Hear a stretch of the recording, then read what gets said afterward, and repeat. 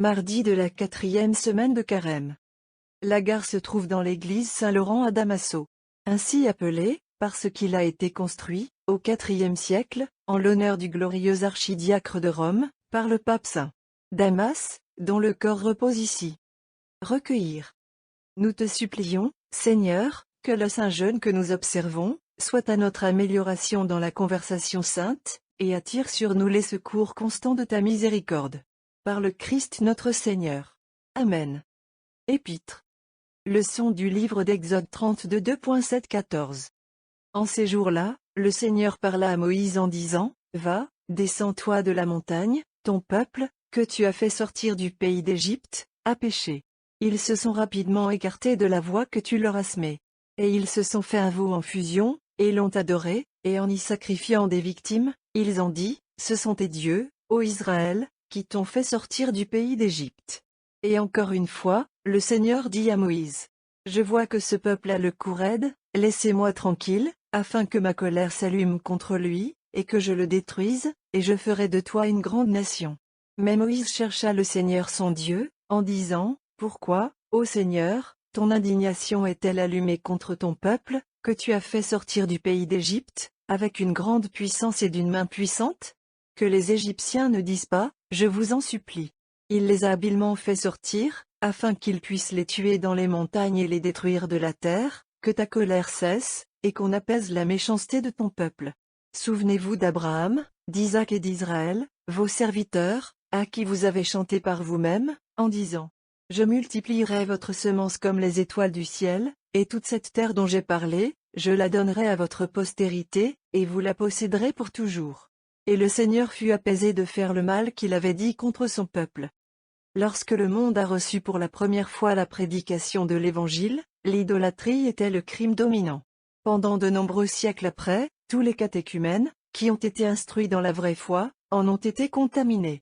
C'est pour leur inspirer une horreur de leur vie passée, que l'Église leur a lu, en ce jour, les terribles paroles de Dieu qui, n'avait pas intercédé Moïse, était sur le point d'exterminer son peuple, parce qu'il était retombé dans l'idolâtrie.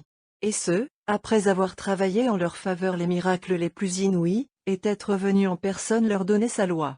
L'adoration des faux dieux ne se trouve plus parmi nous. Mais elle existe dans tous ces pays, où l'Évangile a été prêché et rejeté.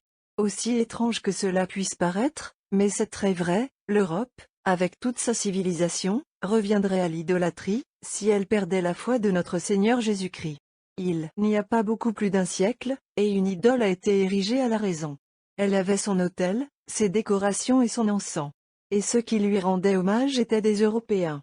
Des individus ou des peuples, autrefois esclaves de Satan, sont à leur propre maître pour dire, nous irons si loin dans le péché et pas plus loin. Les descendants de Noé, malgré la terrible leçon que leur a donnée le déluge, tombèrent dans l'idolâtrie. Non, Abraham a été appelé par Dieu du reste des hommes, de peur d'être emmené par la corruption presque universelle. Soyons reconnaissants à l'Église qui, par ses enseignements de foi et de morale, nous préserve de cette abomination dégradante. Et résistons à nos passions qui, si la lumière de la foi nous était enlevée, nous conduirait à l'idolâtrie. Évangile. Suite du Saint-Évangile selon Jean 7 2.14-31. À ce moment-là, au milieu de la fête, Jésus est monté dans le temple et a enseigné. Et les Juifs se demandèrent, en disant, comment cet homme connaît-il les lettres, n'ayant jamais appris? Jésus leur répondit et dit, ma doctrine n'est pas la mienne, mais la sienne qui m'a envoyé. Si quelqu'un veut faire la volonté de lui, il connaîtra la doctrine, que ce soit de Dieu ou que je parle de moi-même. Celui qui parle de lui-même, cherche sa propre gloire. Mais celui qui cherche la gloire de celui qui l'a envoyé, il est vrai, et il n'y a pas d'injustice en lui. Moïse ne vous a-t-il pas donné la loi? Et pourtant, aucun d'entre vous ne respecte la loi. Pourquoi te chercher pour me tuer? La multitude répondit et dit, tu as un diable, qui cherche à te tuer? Jésus répondit et leur dit, une œuvre que j'ai faite, et vous vous interrogez tous. C'est pourquoi Moïse vous a donné la circoncision, non pas parce qu'elle est de Moïse, mais des pères, et le jour du sabbat, vous circoncisez un homme. Si un homme reçoit la circoncision le jour du sabbat, afin que la loi de Moïse ne soit pas enfreinte, êtes-vous en colère contre moi, parce que j'ai guéri tout l'homme le jour du sabbat? Jugez non pas en fonction de l'apparence, mais jugez juste en jugeant. Certains de Jérusalem ont donc dit, n'est-ce pas lui qu'il cherche à tuer? Et voici, il parle ouvertement, et ils ne lui disent rien. Les dirigeants ont-ils su pour une vérité que c'est le Christ? Mais nous connaissons cet homme d'où il est.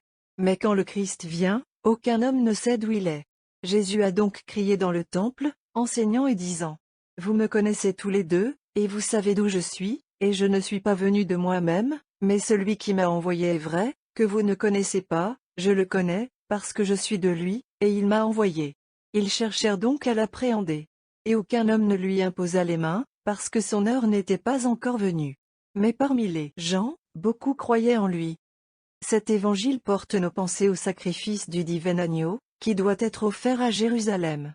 L'heure n'est pas encore venue, mais elle approche à grands pas. Ses ennemis cherchent déjà comment ils peuvent le mettre à mort. Ils sont tellement aveuglés par leur passion qu'ils l'accusent d'être un violateur du sabbat, parce qu'il a guéri les malades, par le simple acte de sa volonté, le jour du Seigneur.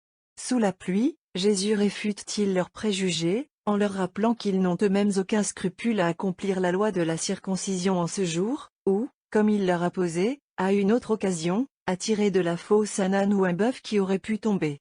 Luc 14.